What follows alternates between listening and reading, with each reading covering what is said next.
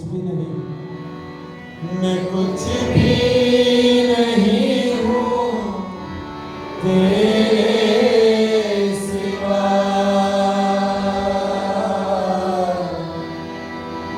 हुआ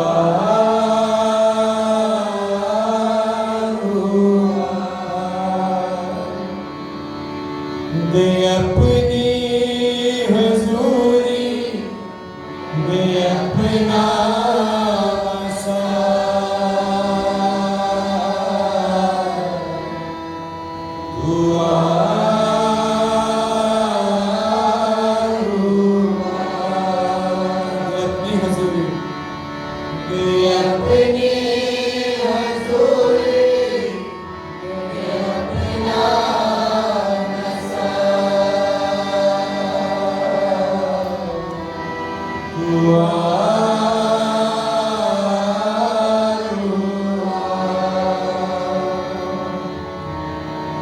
मुझको शिफा से तू अपनी दया से, तू मुझको शिफा से तू अपनी दया से, भर मुझको मसा से यीशु की वफा से,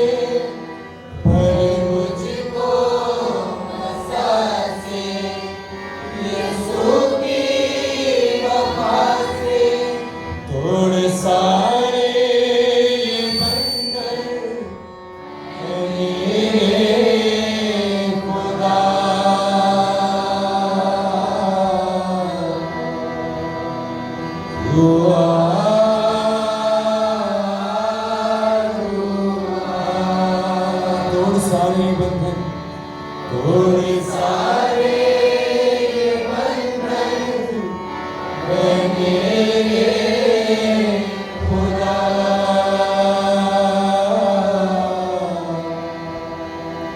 हुआ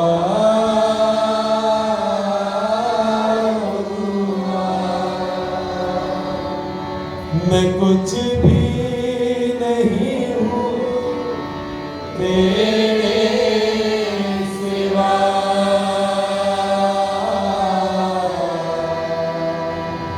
हुआ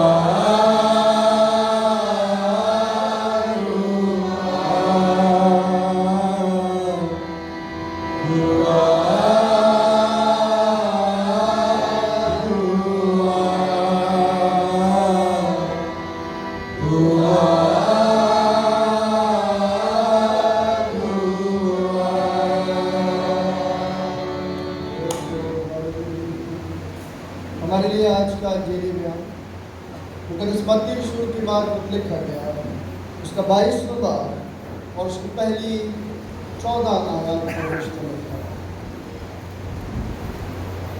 मुकद्दस रसूल की मार्फत लिखा गया जेली बयान उसका 22वां बाब और उसकी पहली आयत से सुने कलाम मुकद्दस में कुछ यूं लिखा है। और यीशु फिर उनसे तमसीलों में कहने लगा कि आसमान की बादशाही उस बादशाह की मालिक है जिसने अपने बेटे की शादी की और अपने नौकरों को भेजा कि बुलाए हुओं को शादी में बुला लें, मगर उन्होंने आना ना चाहा। फिर उसने और नौकरों को ये कहकर भेजा कि बुलाए हुओं से कहो कि देखो मैंने ज़ियाफ़त तैयार कर ली है, मेरे बैल और मोटे मोटे जानवर ज़बा हो चुके हैं और सब कुछ तैयार है, शादी में आओ। मगर वो बेपरवाही करके चल दिए, कोई अपने खेत को, कोई अपनी सौदागरी को, और बाकियों ने उसके नौकरों को पकड़कर बेइज्जत किया और मार डाला। बादशाह गज़बनाक हुआ, उसने अपना लश्कर भेजकर उन खूनियों को हलाक कर दिया और उनका शहर जला दिया। तब उसने अपने नौकरों से कहा कि शादी की ज़ियाफ़त तो तैयार है, मगर बुलाए हुए लायक न थे। फिर रास्तों के नाकों पर जाओ और जितने तुम्हें मिले शादी में बुला लाओ। اور وہ نوکر باہر راستوں پر جا کر انہیں ملے، کیا برے کیا بھلے سب کو جمع کرنا ہے، اور شادی کی محفل مہمانوں سے بھر گئی۔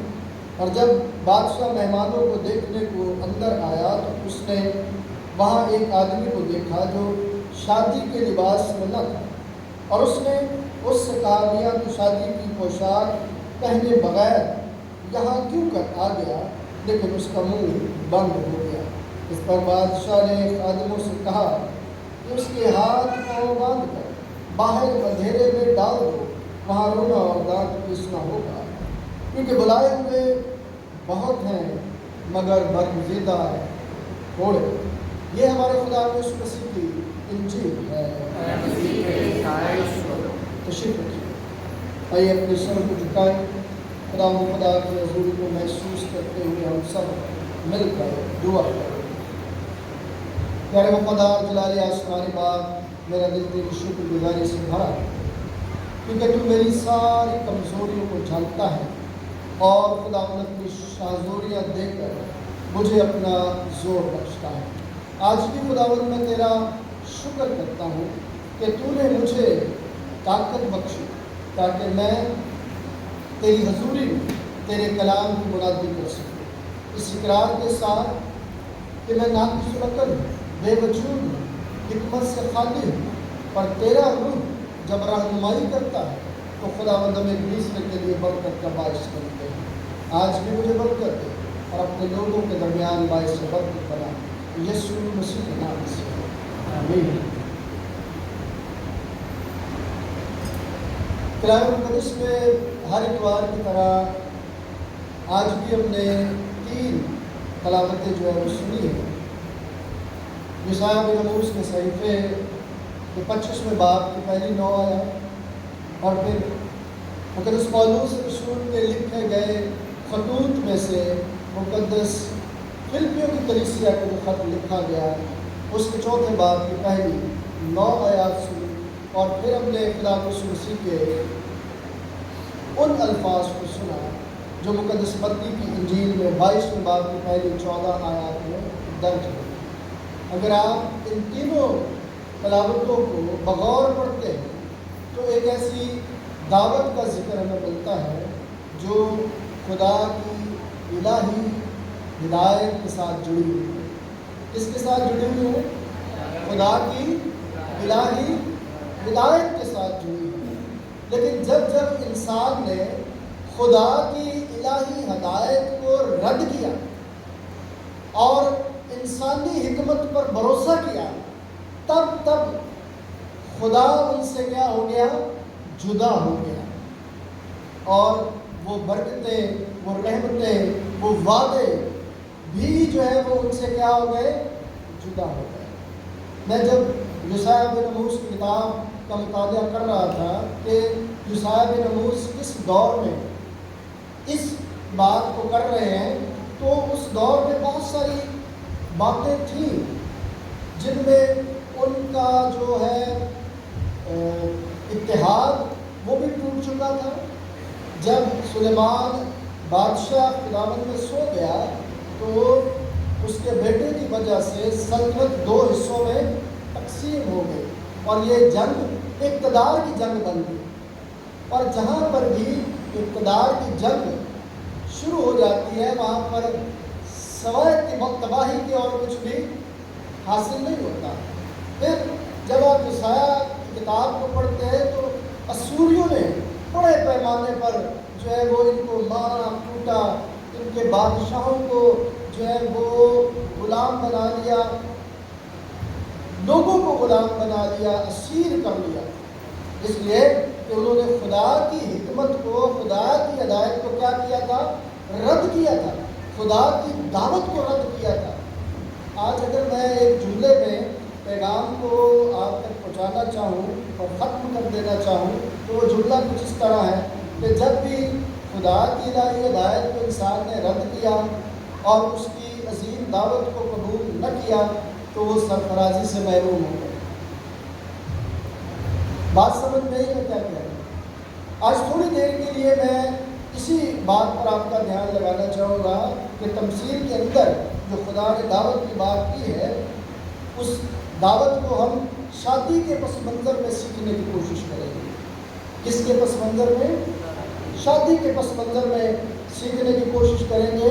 اور اگر ہم اپنی دنیاوی زندگی میں شادی کے نظام کو سمجھتے ہیں تو وہی نظام جو پرانے عہد نامے میں بھی موجود تھا، وہی باتیں جو پرانے عہد نامے میں بھی موجود تھی، جو ہمارے حال میں بھی موجود ہیں، وہی باتیں ہیں کہ شادی جو ہے، آپ کو پتہ ہے کہ جب ہم نکاح کی رسم ادا کرتے ہیں تو ہم چار اسباب کی بات کرتے ہیں کہ خدا چاہتا ہے کہ ہم ان باتوں کے مطابق جو ہے وہ اپنی زندگی کو بسر جو ہے وہ کریں۔ اس لیے ہم شادی کا اہتمام کرتے ہیں، اور شادی کے بارے میں لکھا ہے کہ یہ نہایت کیا ہے؟ عزت کی حالت ہے۔ اس کی حالت ہے، یہ عزت کی حالت ہے، نہایت عزت کی حالت ہے، اور یہ حالت خدا کی موجودگی کا اظہار کرتی ہے آپ کے درمیان، اور یہ حالت سماجی طور پر بھی برکت کا وسیلہ بنتی ہے کہ جب ہم اپنے بچوں کی پکاروں کو اناؤنس کرواتے ہیں، جب ان کو ہم پبلک کرتے ہیں، تو پورے کانگریگیشن میں، پوری کلیسیا میں جو ہے وہ یہ بات پہنچائی جاتی ہے کہ یہ نہایت عزت کی حالت ہے اور ہم عزت کے ساتھ آگے بڑھ رہے ہیں۔ پھر ہم یہ بھی سیکھتے ہیں کہ یہ کسی ایسی خواہش پر مبنی نہیں ہونی چاہیے جو صرف انسان کی خواہش پر مبنی ہو، جس میں خدا کی وفاداری شامل نہ ہو، کیونکہ پرانے عہد نامے میں سے لے کر اگر آپ مکاشفہ کی کتاب کو پڑھتے ہیں تو وہاں پر بھی اس بات کا ذکر کیا گیا ہے کہ کلیسیا کو دلہن اور مسیح کو کیا کہا گیا ہے؟ دلہا کہا گیا ہے۔ اور یہ ایک وفاداری اور ایک عہد کی بات کی گئی ہے۔ تو آج بھی جب ہم شادی بیاہ کی تیاری کرتے ہیں تو شادی بیاہ کے سارے لوازمات کو پورا کرنے کی کیا کرتے ہیں؟ کوشش کرتے ہیں۔ کوئی ایسا بندہ ہو جس کو شادی کی دعوت دی گئی ہو اور وہ پھٹے پرانے کپڑے، الجھے ہوئے بالوں کے ساتھ وہاں پہ پہنچ جائے؟ ہے کوئی ایسا؟ کوئی بیٹی، کوئی بیٹا، کوئی بھائی، کوئی بہن، کوئی بزرگ ایسا ہے کہ جو شادی کی دعوت پر بغیر تیاری کے چلا جائے؟ پرویز بھائی پہ ہے؟ اس کے لیے کیا کرتے ہیں؟ اس کے لیے ہم بھرپور تیاری کرتے ہیں، اور اس تیاری کا تعلق کیا دلہن کے ساتھ ہوتا ہے یا دلہے کے ساتھ ہوتا ہے؟ اس تیاری کا تعلق کس کے ساتھ ہوتا ہے؟ ہماری اپنی ذات کے ساتھ ہوتا ہے۔ ہم دلہے کے لیے تھوڑی تیار ہو کے جاتے ہیں، یا لڑکے دلہے کے لیے تیار ہو کے جاتے ہیں، یا لڑکیاں جو ہیں یا بہنیں جو ہیں یا بھائی جو ہیں وہ دلہن کے لیے تیار ہو کے جاتے ہیں؟ کس کے لیے تیار ہو کے جاتے ہیں؟ اور یہی سب سے بڑی غلطی ہے، ہم سمجھتے نہیں، لیکن پھر بھی ہم دنیاوی طور پر اپنے آپ کو حسین تر بنا کر وہاں پر لے کے جاتے ہیں۔ کوئی ایسا ٹوٹکا رہ نہ جائے کہ جس سے ہماری وہاں پر جو ہے وہ ناک کٹ جائے۔ ایسی ہے نا، خوبصورت بن کے جانا ہے۔ یہ ایک دنیاوی کام ہے جو ہم کرتے ہیں، یہ ہماری اپنی ذات کے ساتھ وابستہ باتیں ہیں۔ لیکن کلام مقدس میں جب ہم اس ضیافت کی بات کرتے ہیں، اس شادی کی بات کرتے ہیں، تو ہے وہی باتیں جو میں نے دعایات کی کتاب میں سے 4 اسباب آپ کے سامنے رکھے کہ شادی اس وجہ کو سامنے رکھ کر کی جاتی ہے، اور پھر تیاری شادی کے لیے کیسے کی جاتی ہے۔ اگر کسی کو شادی کی دعوت دی گئی ہو اور پھر وہ شادی میں نہ جائے تو دعوت دینے والا کیا سوچتا ہے؟ بولنا ہے دوبارہ کیوں؟ وجہ کیا ہو؟ وجہ یہ ہے کہ اس نے بڑے پیار کے ساتھ، بڑی محبت کے ساتھ شادی کی کیا دی ہے؟ دعوت۔ اور اس دعوت میں نہ جانے کا مطلب یہ ہے کہ آپ نے اس بندے کے، اس خاندان کے پیار کو بھی رد کیا ہے، ان کی عزت کو بھی پامال کیا ہے، ان کو کیا کیا ہے؟ عزت نہیں دی۔ تو ہماری زندگی میں جب ہم کلام مقدس پر اپنا دھیان لگاتے ہیں اور یہ دیکھتے ہیں کہ پرانے عہد نامے یا بائبل کے تناظر میں شادیاں جو اس تمثیل میں ہمیں کچھ باتیں سمجھنے کو ملتی ہیں وہ کیا تھی. یسوع مسیح کے زمانے میں یہ بھی ایک اجتماعی جشن کے طور پر ہوتی تھی. قادہ گلیل میں آپ دیکھتے ہیں کہ یسوع مسیح کا خاندان بھی اس میں انوائٹ تھا, دیگر لوگ بھی انوائٹ تھے, جیسے وہ پنجابی میں کیا میل بھی موجود سی کہ بارات بھی موجود سی. تو وہ دونوں خاندانوں کے لوگ جو ہیں وہ مل کر اس جشن کو کیا کرتے ہیں, مناتے ہیں کہ خداوند نے ہمیں اولاد بخشی اور ہم اس اولاد کے لیے خدا کی حضوری میں برکت چاہتے ہیں.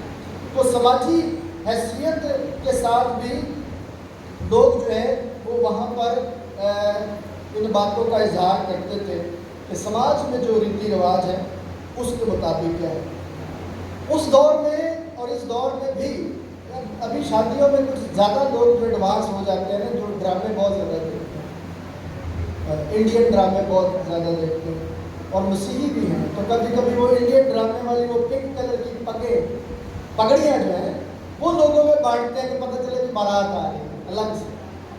اور دلہن والے کیا کرتے ہیں کہ وہ اورنج کلر کے پٹکے سے لے آتے ہیں, وہ گلے میں ڈلوا دیتے ہیں کہ پتہ چلے. اچھا انگریز کیا کرتے ہیں, انگریز ایک پھولوں کا یہاں پر وہ ٹیگ لگا دیتے ہیں, کچھ نہ کچھ کرتے ہیں, وہ لگا دیتے ہیں کہ پتہ چلے یہ باراتی ہے. ہر جگہ پر کچھ اصول تھے اور بائبل کے زمانے میں بھی ایک اصول تھا کہ میزبان کا یہ فرض تھا کہ وہ شادی میں آنے والوں کے لیے ایک خاص لباس جو ہے وہ تیار کروائے اور ہر ایک کو وہ لباس جو کیا کرے وہ دے. یہ اس زمانے کی ریت کی رواج تھا کہ جو بھی شادی میں آئے گا میزبان کا یہ فرض ہے کہ وہ اس کو ایک لباس دے گا اور وہ لباس اس نے پہننا ہے تاکہ دور سے پتہ چلے کہ یہ سب کون سے ہیں, باراتی ہیں, بارات میں آئے ہیں, دعوتی ہیں, اس دعوت میں شریک ہونے کے لیے آئے ہیں.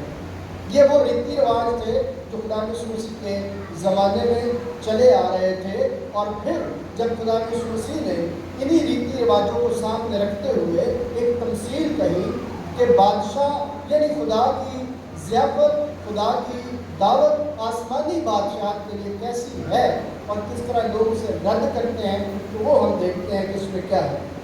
اب جیسے ہم پچھلے اتواروں سے بھی پڑھتے آ رہے ہیں کہ ایک باپ نے اپنے بیٹے کو کہا کہ کام کر, پھر اس کے بعد دوسرے انگور کے پاکستان کی بات آ گئی کہ نوکروں کو بھیجا, انہیں بھی مارا کوٹا. یعنی اپنی ذمہ داریوں کو نہ نبھا کر لوگ شاید سمجھتے ہیں کہ میں نے بہت بڑا کام کیا ہے. آج بھی ہماری زندگی میں ایسے ہی ہے. اچھا ہم کیا کرتے ہیں, ہم کہتے ہیں اچھا اونے بھی تو کتنے پہلا انہوں پڑھو پھر میں نے پڑھنا. اپنی غلطی درست نہیں کرنی, لیکن یہ ضرور کہنے کہ پہلا انہوں پڑھو کہ پھر میں. یاد رکھیے گا اس بات کو کلام کے اندر جب آپ پڑھتے ہیں تو کلام میں لکھے زبور 37 میں کہ بیزار نہ ہو, بیزار ہونے سے برائی نکلے گی. یہ کلام میں زبور 37 پڑھ کے دیکھیے گا. تو کلام مقدس میں یہ کسی بات کے لیے جسٹیفیکیشن نہیں ہے کہ چونکہ اس نے کیا ہے تو میں بھی کر لوں گا تو مجھ پر بھی اس کلام کا کوئی اثر نہیں ہوگا. لیکن یاد رکھیں کہ خدا کسی کا طرفدار نہیں ہے. جو جان گناہ کرے گی سو, تو یہ جواز نہیں ہے کہ اس نے کیا تو میں نے کر لیا تو کون سی بات ہے. لیکن گھر کے اندر شروعات ہو جاتی ہے جب آپ خدا کے کام کو چھوڑ کر, یعنی جو ابتدا میں نے بات کہی, جب آپ الہی ہدایت کو چھوڑ کر انسان کو فالو کرتے ہیں, انسان کو فالو کرنا شروع کر دیتے ہیں. اور انسان کو جس نے بھی فالو کیا ہے اس نے کبھی بھی خدا کی راہ کو پایا نہیں. کلیسیاؤں میں بھی یہ کمزوری پائی جاتی ہے کہ لوگ انسان کو فالو کرنا بہتر سمجھتے ہیں بجائے اس کے کہ خدا کو فالو کیا جائے. جس نے بھی خدا کو فالو کیا ہے وہ برکت پاتا ہے. کلام میں لکھا ہے کہ ملعون ہے وہ شخص جو کس پر بھروسہ کرتا ہے, انسان پر بھروسہ کرتا ہے. کلام مقدس میں ایک ضیافت کی بات کی گئی اور کہا گیا ہے کہ بھائی जा कर दावत दो। दावत दे दी गई। दावत देने के बाद जब दावत तैयार हो गई है, फिर संदेश भेजा गया कि जाओ भाई, जिनको दावत दी है उनको कहो कि ज़ियाफ़त तैयार हो गई है। और बताया गया कि खाना भी तैयार किया गया है। मोटे मोटे जानवर जो है वो भी क्या कर दिए गए हैं, ज़बह कर दिए गए हैं। तो तुम लोग क्या करो, आओ और मेरी ज़ियाफ़त में क्या कर जाओ, शराकत कर जाओ। लेकिन हुआ क्या, लोगों ने इस दावत को क्या कर दिया है, कबूल कर लिया है या रद्द कर दिया है। इस दावत को, इस इलाही हिदायत को रद्द कर दिया। कलाम मुक़द्दस में बहुत सारी जगहों पर खुदावंद फरमाता है हमारे लिए, जहाँ पर यशायाह की अपनी किताब पढ़ी तो यशायाह में वो कहता है कि मेरा कान भारी नहीं कि मैं सुन न सकूं, मेरा हाथ छोटा नहीं कि मैं बढ़ा के बचा न सकूं। तो जब भी मुझे पुकारेगा मैं तेरी दुआ को, और ज़बूर 118 पढ़ते हैं तो 5वें आयत में लिखा है कि मैंने तंगी में दुआ की और तूने मेरी दुआ का जवाब दे के मुझे कुशादगी बख्शी। जब हम दावत को रद्द कर देते हैं और उस रद्द की दावत का, देखिए क्या बातें उन्होंने की।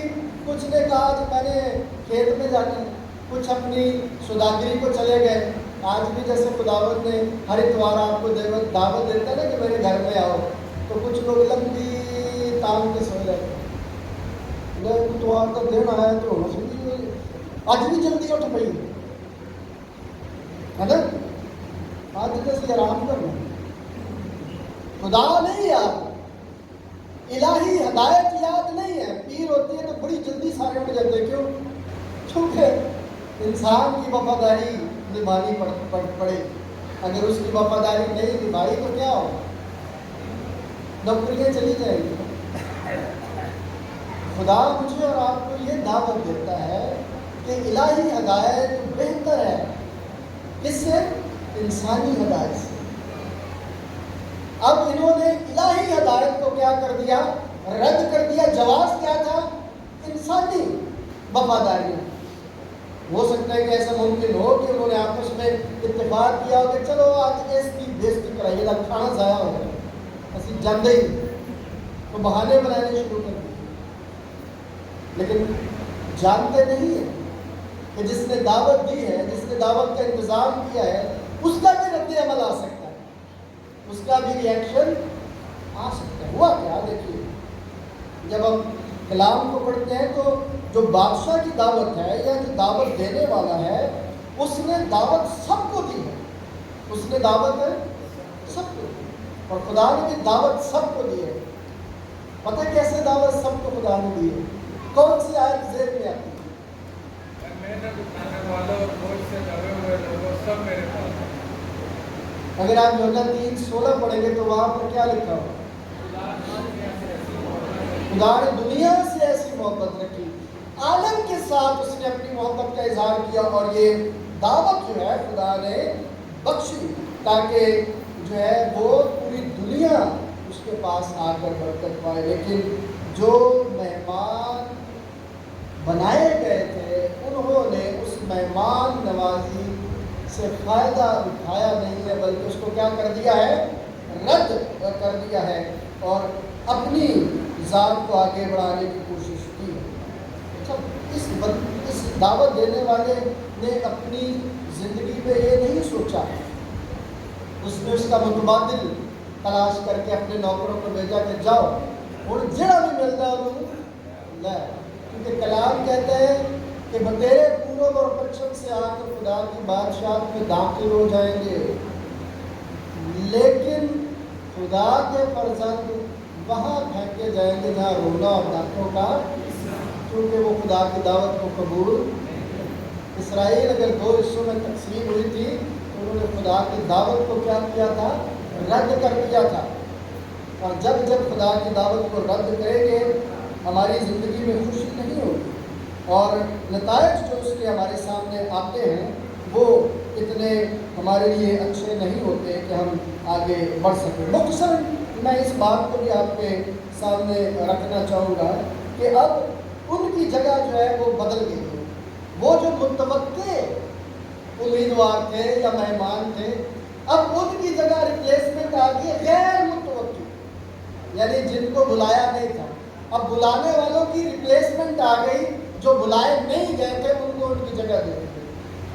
اسی طرح ایسا ہوتا ہے کہ کلام مقدس میں ہم جب اس کو پڑھتے ہیں تو اپنی زندگی میں چیلنج لیتے ہیں۔ 300 سے زائد فیملیز پر مبنی یہ چرچ ہے،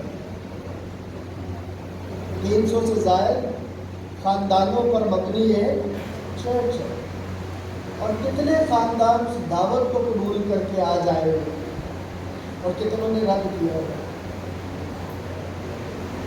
بات سمجھ رہے ہیں؟ تو پھر جو رد کرتے ہیں ان کی جگہ ریپلیسمنٹ آ جاتی ہے، جو رد کرتے ہیں ان کی جگہ ریپلیسمنٹ آ جاتی ہے۔ یہ اپنے ذہن میں رکھیں۔ کلام مقدس میں کیا لکھا ہے؟ اگر یہ نہیں بولیں گے تو پھر کون بولیں گے؟ پتھر بھی چلا اٹھیں گے۔ تو اپنا مقام تو زندگی میں ہم کسی کو دیتے نہیں، تو خدا جو ہمیں مقام دیتا ہے اس کی قدر نہیں کرتے، اپنا مقام کسی کو دیتے نہیں ہیں، اور جو خدا نے ہمیں دیا ہے اس کی قدر نہیں کرتے، تو پھر سرفرازی کیسے آئے گی؟ گھروں میں سلامتی کیسے آئے گی؟ گھروں میں خدا کی برکتیں کیسے آئیں گی جب آپ نے خدا کی عظیم دعوت کو کیا کیا ہوا ہے؟ رد کیا ہوا ہے، تو آپ کبھی بھی جان نہیں سکو گے۔ اب ایک اچنبھے والی بات ہے جو کہ اب مہمان سارے موجود ہیں اور کھانا بھی لگا اور لوگ کھانے میں پہنچ چکے ہیں۔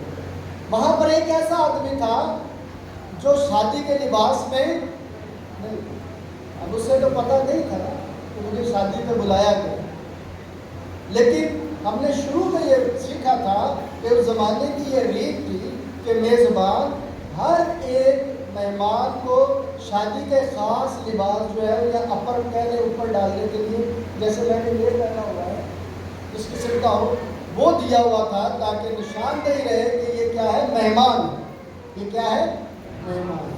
لیکن اس شخص نے اس دعوت میں آنا تو قبول کر لیا، یہ بڑی سمجھنے والی بات ہے۔ اس نے اس دعوت میں آنا تو قبول کر لیا، لیکن خدا کی دی ہوئی برکت کو استعمال نہیں کرنا چاہا، خدا کے دیے ہوئے لباس کو پہننے کے لیے اپنے آپ کو تیار نہیں کیا۔ جسمانی چیزوں پر تو اس کی توجہ موجود تھی، لیکن خدا نے جو اسے روحانی لباس دیا تھا اسے وہ پہننا نہیں چاہتا تھا۔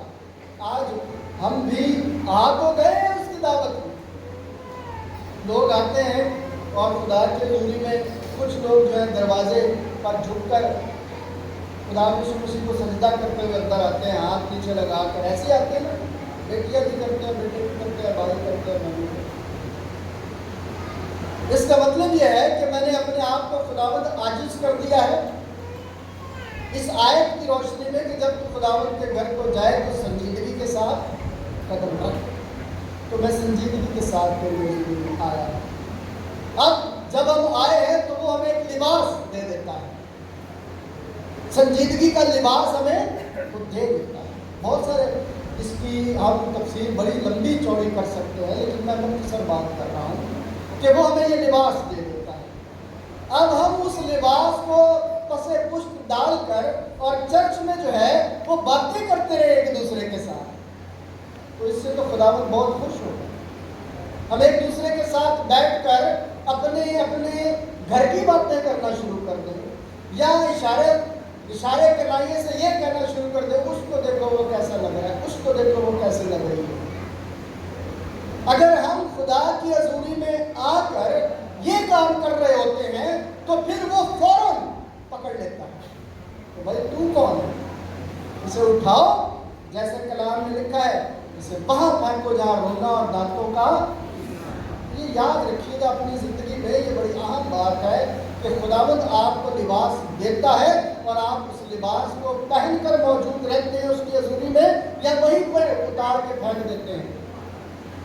یہ یاد رکھنے والے، اگر آپ ان باتوں پر اپنا دھیان نہیں لگاتے तो आप भी खुदा की दावत को रद्द करते हैं, आप भी खुदा की बातों को रद्द करते हैं।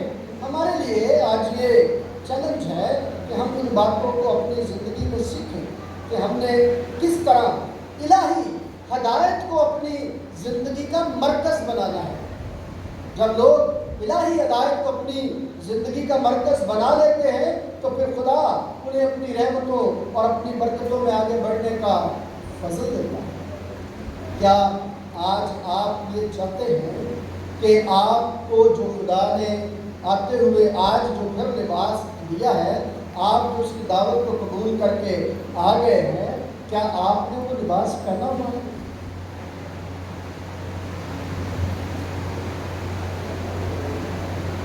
अगर कमजोरी है तो फिलिपियों के खत में हमने पढ़ा है कि जब तुम दुआ करो तो शुक्रगुजारी के साथ यीशु मसीह के नाम से अपनी मुनाजात उसके ज़ुबान में रखो, तो वो तुम्हारी कमजोरियों को क्या करेगा? दूर कर देगा। क्या आप चाहते हैं कि आज खुदावंद आपकी कमजोरियों को दूर कर दें? क्या आप चाहते हैं कि आप दरवाजे पे लिबास छोड़कर ना आए बल्कि उसको पहन कर आए? क्या आप चाहते हैं कि परस्तिश में आप जो है वो जिस तरह दाऊद कहता है कि मैं दिल से भी और अकल से भी उसकी परस्तिश करूँगा, मैं रूह और सच्चाई से उसकी परस्तिश करूँगा, मैं 10 तार वाले साहस के साथ उसकी परस्तिश करूँगा? क्या आप अपने बदनों को उस लिबास के साथ पेश करते हुए खुदा की हज़ूरी में परस्तिश के लिए पेश करेंगे?